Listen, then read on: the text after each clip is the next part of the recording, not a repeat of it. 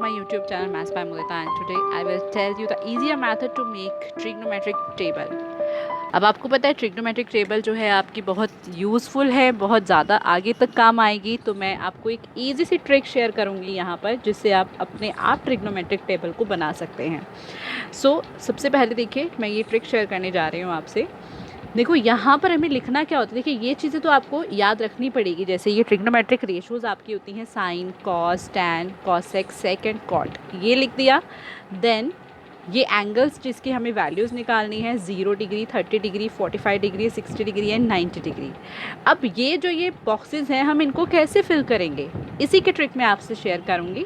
सबसे पहले हमें क्या करना है, देखो ध्यान दीजिए, ये 0 से स्टार्ट हो रहा है ना, तो हम यहाँ पे क्या करेंगे, काउंटिंग लिखेंगे 0 1 2 3 एंड 4।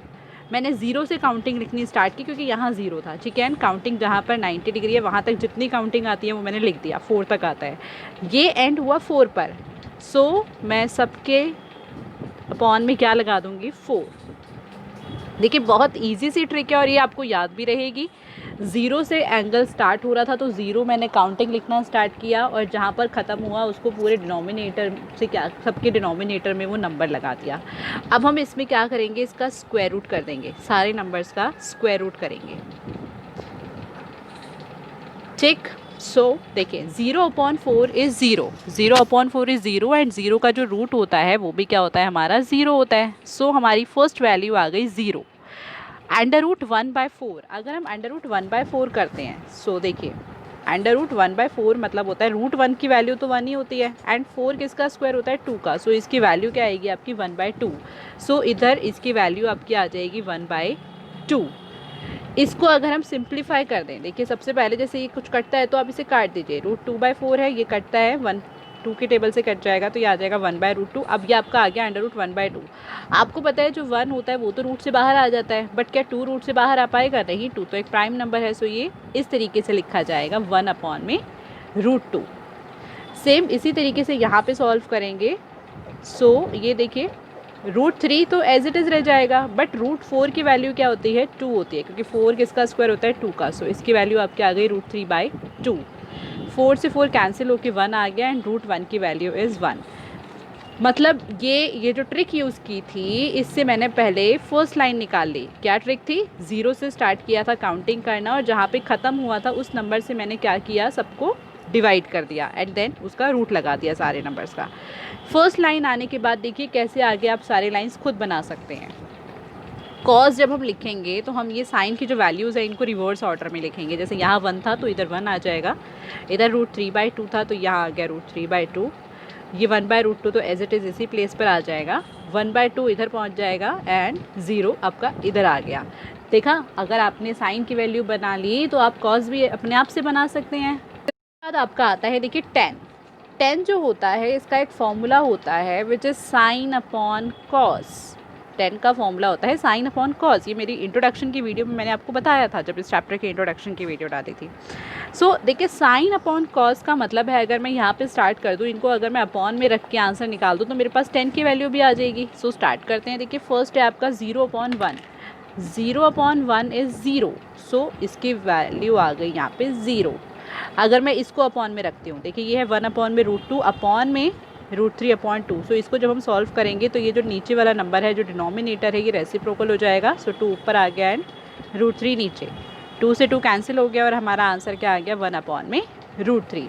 इसका मतलब इस पे जो वैल्यू आएगी वो आएगी 1/√3, ठीक है। अब जब हम इसको डिवाइड करेंगे तो ये तो देखिए बिल्कुल सेम नंबर्स है ना, जब ये डिवाइड होंगे तो आपका आंसर क्या आ जाएगा, 1 आ जाएगा, क्योंकि ये तो दोनों ही कट जाएंगे आपस में।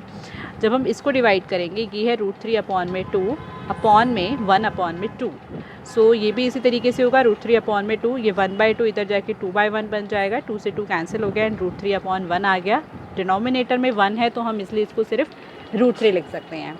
यहाँ पर है 1/0, 1/0 इज़ नॉट डिफाइंड, इसको आप डिफाइन नहीं कर सकते। देखिए नॉट डिफाइन आप ऐसे भी लिख सकते हैं, और इसका ये साइन भी होता है नॉट डिफाइन का।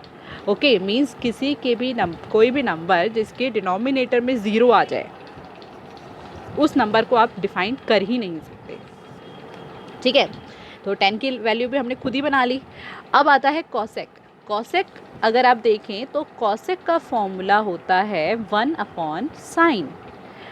इसका मतलब है जो भी साइन की वैल्यू आई है हम उनको रेसिप्रोकल करके लिख देते हैं। सो स्टार्ट करते हैं, जैसे ये 0 है, देखिए 0 का मतलब है इसके नीचे कोई भी नंबर हो सकता है, 1 2 3 4 you will get the 0 as answer. Okay, so अगर मैं इसका रेसिप्रोकल करूँगी so it will become 1/0 and this number is not defined. मैंने अभी बताया आपको जिसके डिनोमिनेटर में 0 आ जाए वो नंबर नॉट डिफाइन होता है, सो नॉट डिफाइंड। इसका रेसिप्रोकल 1/2 का रेसिप्रोकल इज 2/1, राइट। सो इसको 2/1 को हम 2 भी लिख सकते हैं सीधा। 1/√2 का रेसिप्रोकल इज √2/1, सो इसको √2 लिख देंगे। √3/2 का रेसिप्रोकल हो जाएगा 2/√3 एंड 1, यहाँ तो 1 ही है तो इसके नीचे 1 ही होगा, तभी तो 1 आएगा आंसर। तो इसका रेसिप्रोकल भी करोगे तो भी आंसर आपका क्या आएगा, 1 ही आएगा। ओके, सो अब देखो सेक की जो वैल्यू होती है, वैसे हमने साइन की जो वैल्यूज़ डाली थी वो हमने कॉस के लिए यहाँ पे इसके सारे रिवर्स में डाले थे ना, इसी तरीके से कॉसेक और सेक का भी रिलेशन होता है। आप इसको दो तरीके से निकाल सकते हैं इसकी वैल्यू, या तो आप ये लिख सकते हैं कि जो सेक होता है वो 1/cos होता है। तो जैसे अभी साइन का हमने रेसिप्रोकल यहाँ लिखा, हम कॉस का रेसिप्रोकल इस लाइन में लिख देंगे। अदरवाइज़ आप क्या कर सकते हैं, जैसे हमने कॉस के लिए वैल्यूज़ डाली थी ना, साइन के रेसिप्रोकल, साइन के हमने रिवर्स डाले थे 1 √3/2 1/√2 1/2 एंड 0, इसी तरीके से यहाँ डाल सकते हैं। 1 इधर आ जाएगा, 2/√3 यहाँ हो गया आपका, √2 इधर आ गया, 2 आपका इधर पहुँच गया एंड नॉट डिफाइन आपका इधर आ गया। ओके, अदरवाइज़ अगर आप इसके रेसिप्रोकल करते हैं तो भी यही आएगा। देखिए 1 है तो इसका मतलब ये 1/1 है, इसका रेसिप्रोकल भी 1 ही होगा।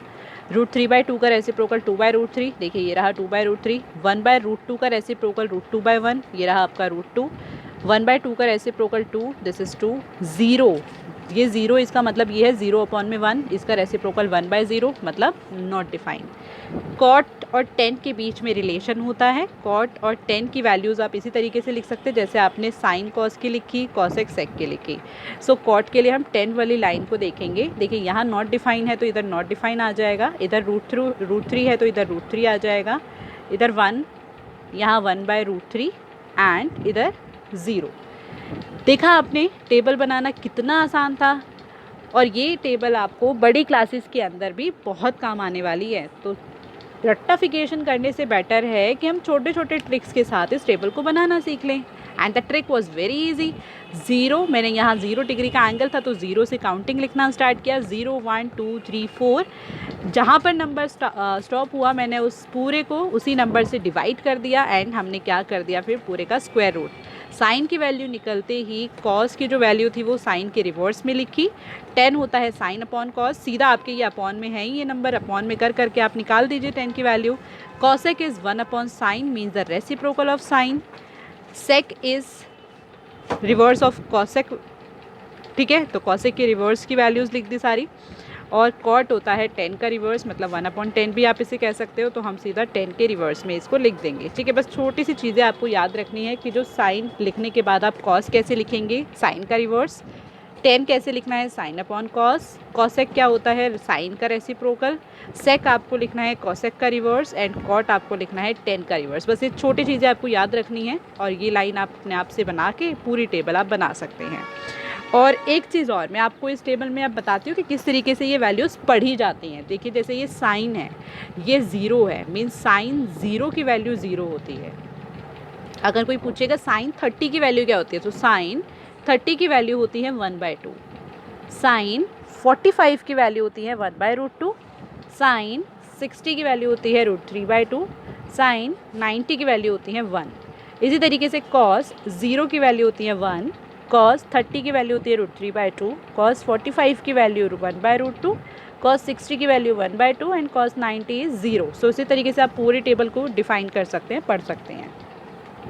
आप एक चीज़ देखिए, ये जो टेबल है ना, इस टेबल से एक रिलेशनशिप डेवलप हुआ है। वो रिलेशनशिप क्या डेवलप हुआ है, अगर हम देखें कि जो साइन 0 है वो कॉस 90 है, it means sine 0 is equals to cos 90। अगर आप साइन की लाइन पूरी याद कर लेते हैं, अगर आपको वो याद हो जाती है लाइन, तो आप ये पता लगा सकते हैं कि अगर साइन 0 0 है तो कॉस 90 भी क्या होगा, 0 होगा।